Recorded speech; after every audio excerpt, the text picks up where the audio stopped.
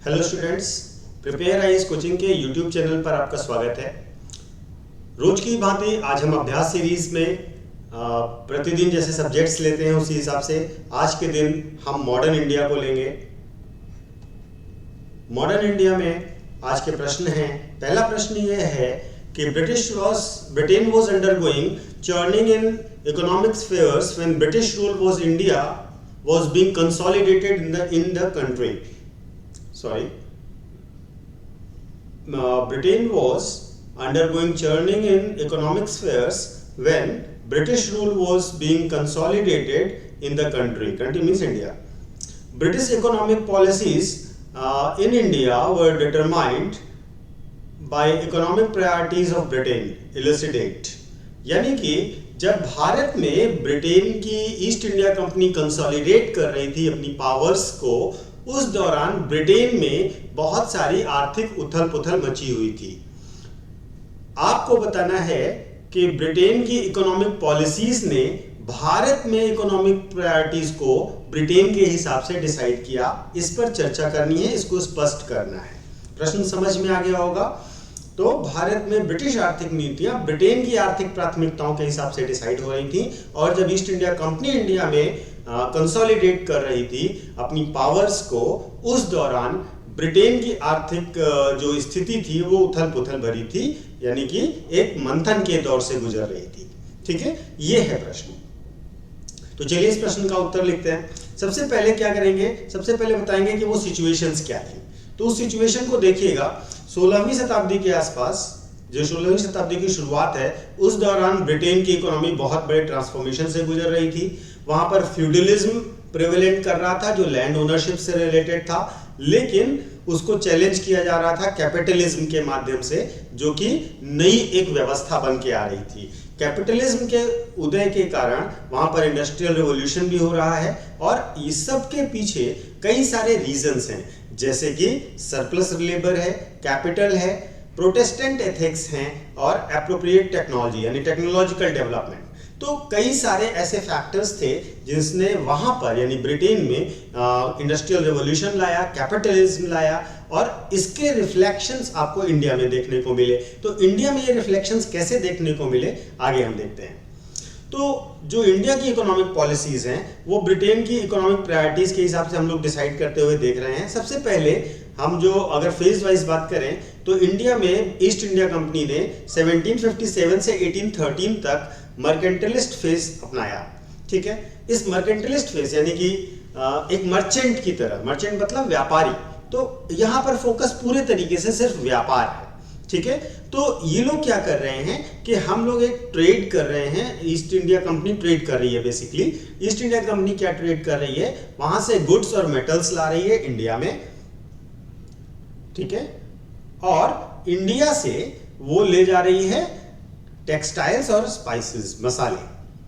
ठीक है, जो कि विदेशों में ले जाकर के बेच रही है, स्पेशली ब्रिटेन में और यूरोप में। ठीक है, और इसका जो पैसा है, जो फायदा है, वो इंडियन गुड्स को विदेशों में बेचने से ज्यादा आ रहा है। वहां से यहाँ के गुड्स नहीं खरीदे जा रहे हैं, लेकिन जो इंडियन मसाले और कपड़े हैं वो विदेशों में बहुत महंगे बिक रहे हैं और उनको बहुत फायदा हो रहा है इससे। तो इससे क्या हो रहा है कि अब चूंकि वो व्यापारी हैं और उनको पता है कि यहाँ का माल वहां ले जाकर के बेचने में बहुत फायदा हो रहा है, तो वो निश्चित तौर पर क्या करेंगे, निश्चित तौर पर यहाँ पर प्रोडक्शन बढ़ाने का प्रयास करेंगे, जिससे यहाँ पर प्रोडक्शन ज्यादा हो तो हम माल ज्यादा बेच सकें। तो इंटरेस्टिंगली उस समय वो लोग इंडियन गुड्स के जो मार्केट को डेवलप करने की कोशिश कर रहे थे, एक्सपोर्ट इंडिया का बढ़ाने की कोशिश कर रहे थे, तो इंडियन मैन्युफैक्चरर्स को इनकरेज कर रहे थे कि वो और ज्यादा प्रोडक्शन करें, encouraged for their production। ठीक है, अब इंडियन, और इससे क्या हो रहा है कि जब वो इंडिया के लोगों का प्रोडक्शन बढ़वा रहा है और इंडिया के लोगों को फायदा भी दिख रहा है इससे कि बहुत सारा प्रोडक्शन हो रहा है, तो यहाँ पर ईस्ट इंडिया कंपनी को लोग जो हमारे शासक हैं वो ज्यादा टॉलरेट भी कर रहे हैं, यहाँ तक कि एनकरेज भी कर रहे हैं कि आप हमारे यहाँ और अच्छे से काम करिए। ठीक है, तो आप ब्रिटिश फैक्ट्रीज यहाँ पर लगा दीजिए। ठीक है, तो इस तरीके से इस फेज में इन्होंने बेसिकली इंडिया के एक्सपोर्ट से अपने फायदे को बढ़ाने का प्रयास किया। इसके बाद दूसरा फेज आता है जो इंडस्ट्रियल रिवॉल्यूशन हो चुका है ब्रिटेन में 1813 से लेकर 1858 का फेज है। ठीक है, 1858 तक।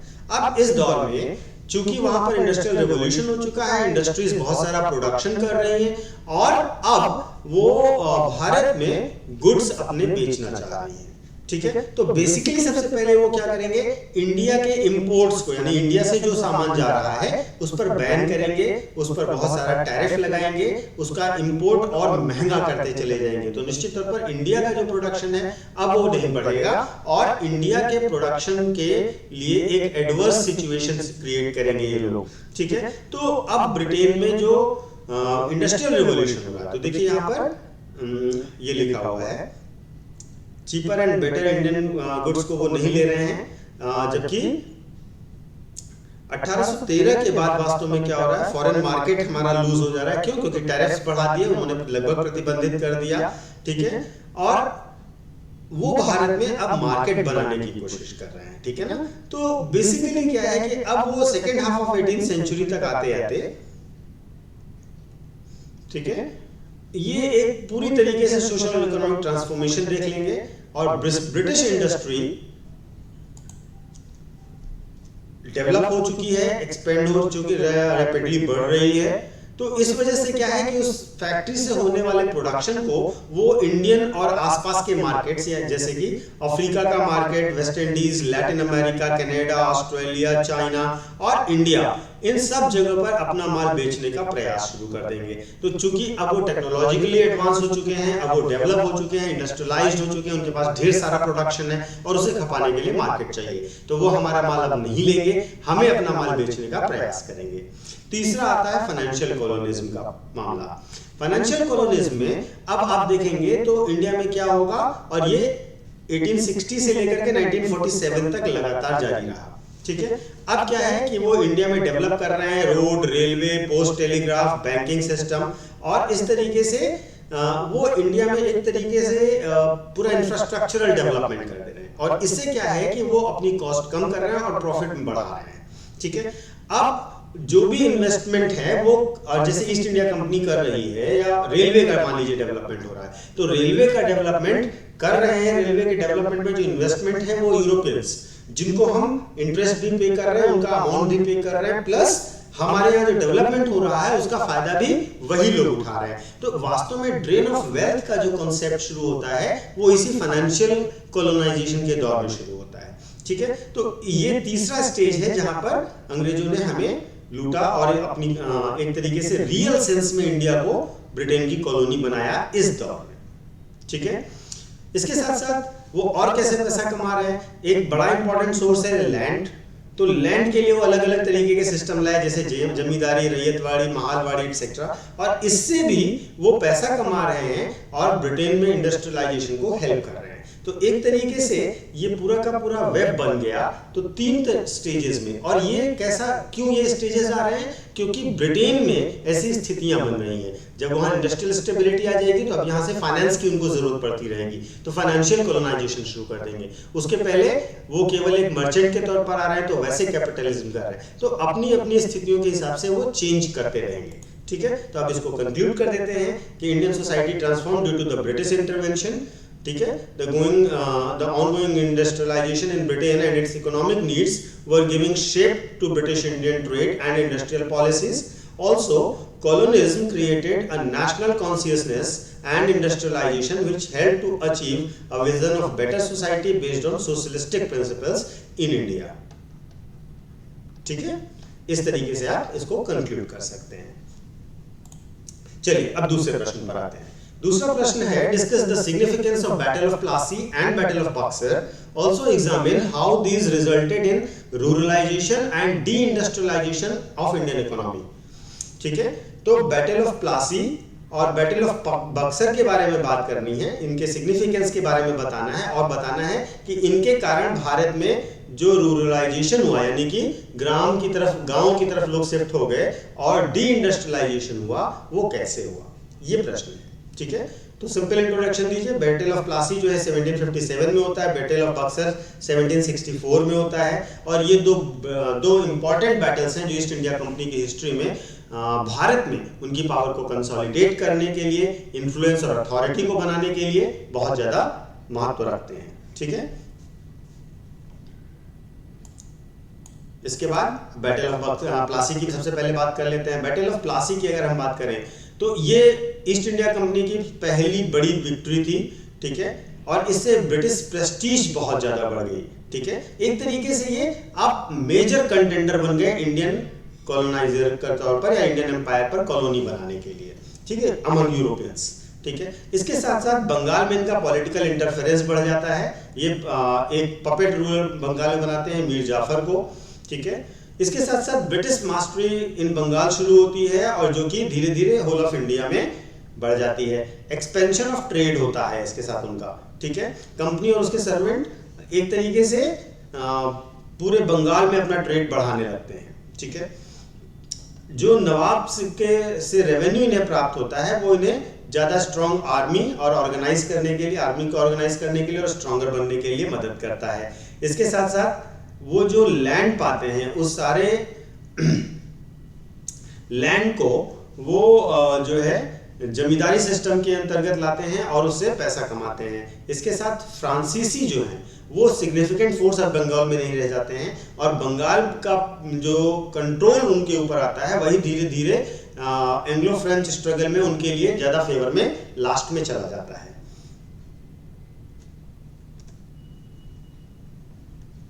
इसके बाद बैटल ऑफ बक्सर की बात करते हैं। बैटल ऑफ बक्सर के अंत में ट्रीटी ऑफ इलाहाबाद होती है जिससे इनको बंगाल, बिहार और उड़ीसा में दीवानी राइट्स मिल जाते हैं। ये आपको वर्ड बाय वर्ड याद होगा, ठीक है। इससे क्या होता है कि पॉलिटिकल और कॉन्स्टिट्यूशनल इन्वॉल्वमेंट इनका शुरू हो जाता है और beginning of British rule in India शुरू हो जाता है, ठीक है। पॉलिटिकल इंटरफेरेंस बढ़ जाता है। ये मीर जाफर को दोबारा बनाते हैं, हालांकि उसकी डेथ हो जाती है 1765 में और उसके बाद ईस्ट इंडिया कंपनी ही बंगाल को रूल करने लग जाती है, ठीक है। जो भी ये इंडिया से ट्रेड करके गुड्स भेज रहे हैं उसके बदले वो कोई पेमेंट नहीं कर रहे हैं और रेवेन्यू इंडिया से ले रहे हैं, ठीक है। इसके साथ साथ ईस्ट इंडिया कंपनी का करप्शन बढ़ गया, ठीक है, और जो ब्रिटिश पार्लियामेंट है उसने कई सारे रेगुलेशंस इंडिया पर इंपोज किए, जैसे regulating act, Pitt's India act, ये सब, ठीक है। बैटल ऑफ बक्सर के बाद कंपनी ने सारे इंडियन स्टेट्स में, जहां पर भी इंडियन स्टेट्स में इनके साथ कोऑपरेशन था, वहां पर रेजिडेंट्स अपॉइंट कर दिए और इस तरीके से वो सब्सिडियरी अलायंस का बेस शुरू कर देते हैं, ठीक है। अब इन दोनों ने कैसे रीरूरलाइजेशन किया और डी इंडस्ट्रियलाइजेशन किया, तो देखिए बैटल ऑफ प्लासी के बाद वो एक टेरिटोरियल पावर बन गए, ठीक है, जिसमें ईस्ट इंडिया कंपनी को ब्रिटिश इकोनॉमिक इंटरेस्ट का प्रोटेक्शन करना था, ठीक है। रीजनल किंगडम्स खत्म हो चुके हैं, पैट्रोनेज अब क्राफ्ट्समैन को नहीं मिल रहा है किंगडम से जो मिलता था। इससे क्या हो रहा है कि लोगों के पास वापस एग्रीकल्चर करने का ही काम बच रहा है, क्योंकि जो क्राफ्ट्समैन है उनके पास कोई काम बच नहीं रहा है, ठीक है। तो इससे क्या होता है कि वो अर्बन एरिया छोड़ करके गांव में वापस चले जा रहे हैं और वहीं से अपने सारे कर रहे हैं। देखिए जब आप सेकेंड और थर्ड स्टेज ऑफ कॉलोनिज्म जो मैंने बताया उसमें आएंगे तो वहां पर जो इंडस्ट्रीज है, जो बेसिकली कपड़ा वाले काम कर रहे हैं, जो क्राफ्ट्समैन टाइप के हैं, इन लोगों के पास चूंकि अब इनका एक्सपोर्ट खत्म, पेट्रोनेज खत्म, तो इनके पास अब कोई काम नहीं है तो अपनी लाइफ को सर्वाइव करने के लिए क्या करेंगे, ये गांव की ओर रुख करेंगे। तो एक तरीके से रूरलाइजेशन ऑफ इकोनॉमी हो रहा है।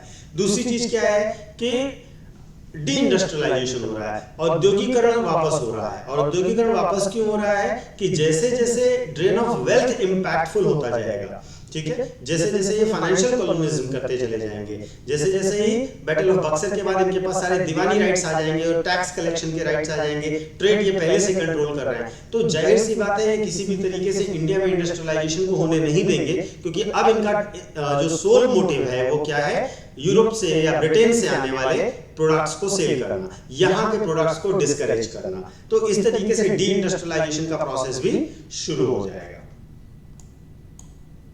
तो आपने ये दोनों क्वेश्चंस देख लिए हैं, अब आप देखिएगा कि आप इन दोनों क्वेश्चन को कितना अच्छा कर सकते हैं। मेरे ख्याल से मैंने आपको समझा दिया है, तो आपको बेहतर समझ आ गया होगा। अब आप लोग इसको करिएगा, अगर कोई डाउट होता है तो आप निश्चित तौर पर कमेंट कर सकते हैं, अच्छा लगता है तो भी आप कमेंट कर सकते हैं, और प्लस कल तक आप लोग इसको सबमिट भी करिएगा जो लोग आंसर्स दे रहे हैं। Thank you so much.